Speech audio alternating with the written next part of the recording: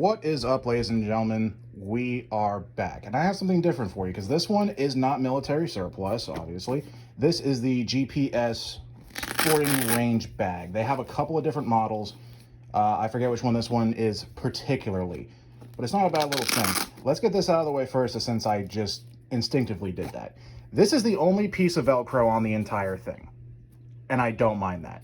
It feels like so often nowadays that they're just cramming as much hook and loop onto everything that they can just because they can, and then upcharge you for the privilege of it. Hi. He's here to help again. But I like this thing so far. I actually saw it first at my local range, and they wanted something absurd like $80, $90 for it, and I was like, nah, I'm not paying that. That's way too much.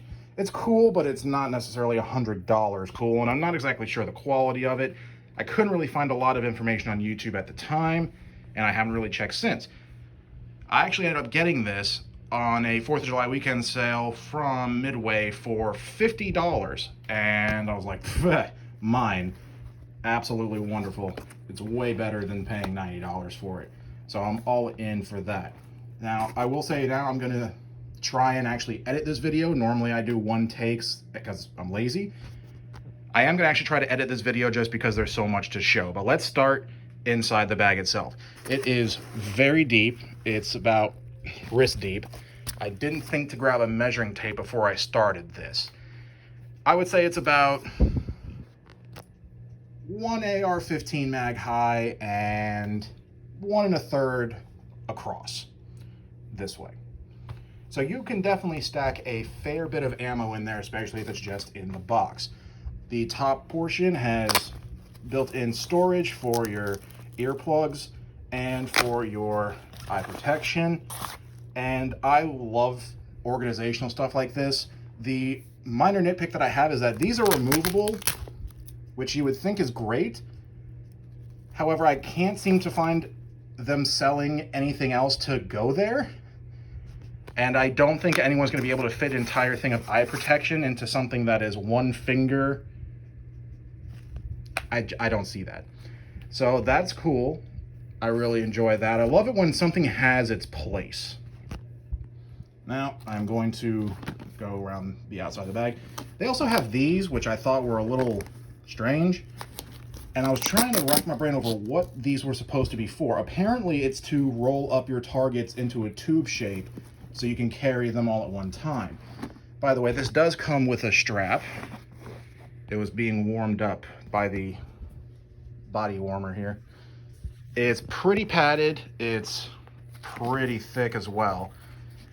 Looks like the clips are non-marring as well. So that looks like it's going to hold up really well, and it's got a great stitching on it. Great stitching. So here we go on the outside. On one portion we have a pocket just for tape. These are not removable.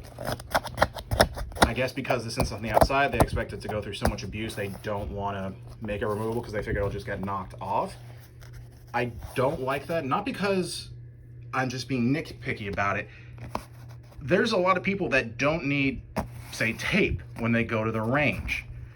And we will be getting to this in a second. They don't need tape when they go to the range, and if they do, I don't think they need an AR-15's length worth of tape. That's like almost 2 rolls of duct tape. That's a lot of tape. I couldn't imagine doing that much shooting, or at the very least having money after I was done doing it. Also, I am a sucker for Cryptek Typhoon camouflage. I don't know what it is about it. I just saw it for the first time and I just kind of fell for it. Both sides have what they call a lift port, these. It is built pretty well. There's something in there that's definitely keeping it rigid.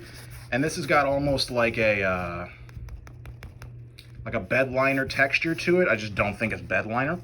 So it should be able to definitely take the amount of weight that you're putting on it if you were to fill it up completely. Very big inside pocket for whatever you could really care to put in there. And that is the right side of it done. The front portion, and here's where the first jump is going to be. It is a big bag. So this is where the first jump is going to be. Give me a second.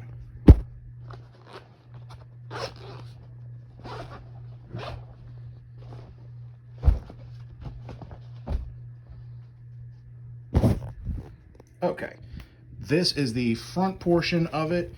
You have plenty of room for magazines. This would probably take, you know, your standard Glock magazines, pistol magazines.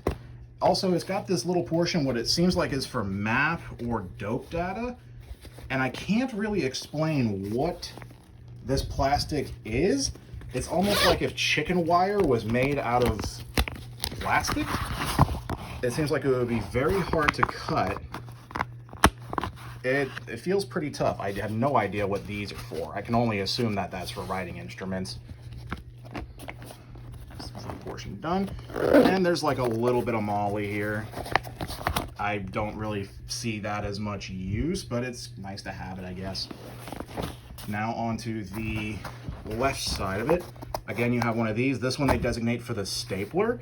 Again, I know that there's a lot of other ranges that do outdoor shooting that you would probably have a necessity for a stapler.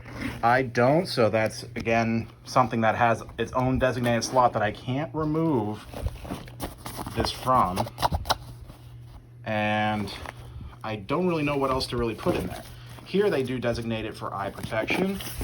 And the other side, actually, I just noticed that is for binoculars, apparently. I think that's what that is supposed to be.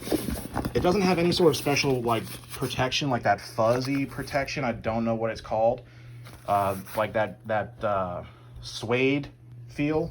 It doesn't have any of that. It's all nylon, so be aware of that if you're one of those people that I'm sure would be very upset if they're, you know, $800 to $1,000 pair of binoculars or optics or whatever you put in there ends up getting scratches on it.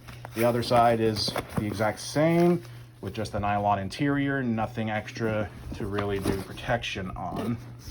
And now we move on to the last portion. This is the back of the bag.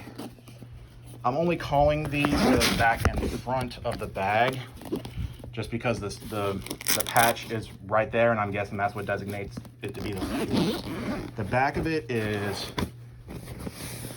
all in this pocket is hook and loop, and it comes with this little pop-out set